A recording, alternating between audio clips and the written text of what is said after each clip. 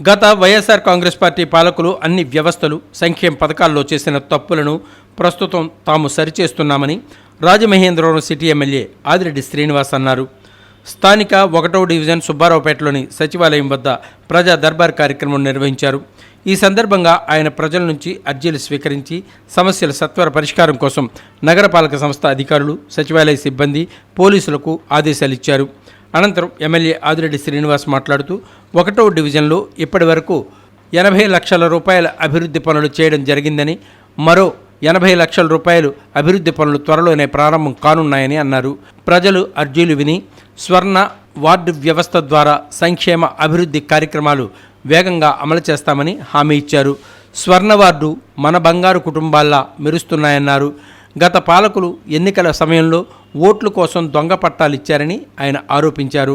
వాటిని తాము సరిచేసి అర్హులకు మంచి స్థలాలు, టిడ్కో ఇళ్లు త్వరలోనే మంజూరు చేయడం జరుగుతుందన్నారు. అలాగే త్వరలోనే అర్హులకు పెన్షన్లు మంజూరు చేయడం జరుగుతుందన్నారు. గత ఎన్నికల సందర్భంగా ఇచ్చిన హామీలన్నీ అమలు చేస్తున్నామని ఎమ్మెల్యే ఆదిరెడ్డి వాసు అన్నారు. పెన్షన్ల పెంపు, కొత్త పెన్షన్లు, ఇంటి పెద్దవాడు మరణిస్తే తక్షణం గృహానికి పెన్షన్ మంజూరు నియోజకవర్గంలో 400 మందికి ఇవ్వడం జరిగిందన్నారు. గత ప్రభుత్వం ఒక్క కొత్త పెన్షన్ కూడా ఇవ్వలేదని పేర్కొన్నారు. 2019-24లో పెన్షన్ కోల్పోయిన లిస్టు రివ్యూ చేసి అర్జీలు పైకి పంపామని, ముఖ్యమంత్రి త్వరలో నిర్ణయం తీసుకుంటారని అన్నారు. అధికారులు తృప్తికరమైన సేవలు అందిస్తున్నారా లేదా అని ప్రజలను ఎమ్మెల్యే ఆదిరెడ్డి వాసు అడిగి తెలుసుకున్నారు. ప్రతి శుక్రవారం వార్డు మరియు సమావేశాలు నిర్వహిస్తామని ప్రకటించారు. కొన్ని రహదారుల్లో, కొన్ని వార్డుల్లో అధికారులు లేరని చెబుతున్నారు. సక్రమంగా పనిచేయకపోతే చర్యలు తీసుకుంటామని హెచ్చరించారు. ఈ డబుల్ ఇంజన్ సర్కార్ రాష్ట్రాభివృద్ధికి కేంద్రంలో ప్రధాని మోదీ, రాష్ట్రంలో చంద్రబాబు, పవన్ కళ్యాణ్, లోకేష్ సమిష్టిగా కృషి చేస్తున్నారని అన్నారు. ఈ ప్రభుత్వం ఇచ్చిన మాట కట్టుబడి ఎన్ని సమస్యలున్న ఆర్థిక పరమైన సమస్యలు ఒక్కొక్కటిగా చేసుకుంటూ వెళ్తా ఉన్నాం. మీరంతా కూడా గమనించాలన్నది మా తాలూకు ఆలోచన.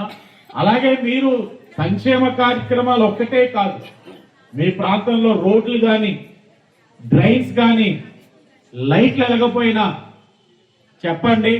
నాయకులు ఉన్నారు, మా ఇన్ఛార్జ్ గారు ఉన్నారు, జనసేన తరపు నాయకులు ఉన్నారు, బీజేపీ నుంచి నాయకులు వచ్చారు.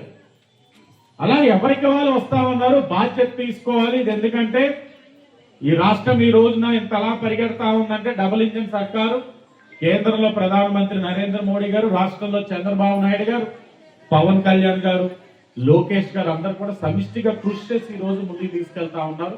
ఆ కష్టాన్ని నాయకులు కూడా గుర్తించి బాధ్యత తీసుకోవాలి. నాకేంటి అని అనుకునే ఆలోచన కన్నా ఈ ఎంత కష్టపడి వీళ్ళందరూ ఈ కూటమి ప్రభుత్వాన్ని ముందుకు తీసుకెళ్తున్నారన్న దానికి మనం అందరూ సమిష్టిగా పనిచేయాలన్న ఆలోచనతోటి కూటమి నాయకులు కూడా పనిచేయాలని వారికి విజ్ఞప్తి చేస్తూ ఇప్పుడు ఎవరైతే ఉన్నారో